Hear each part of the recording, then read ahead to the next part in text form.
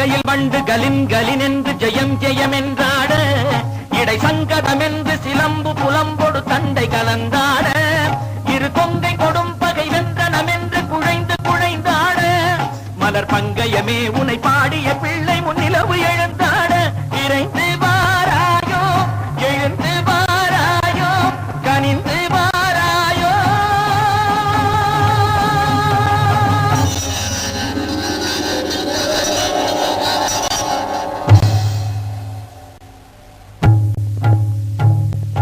காளி பயங்கரி சூலி மதாங்கினி கண்களில் தெரிகின்றாள், கண்கை சிவந்திடும் வண்ணம் எழுந்தொரு காட்சியை தருகின்றாள்.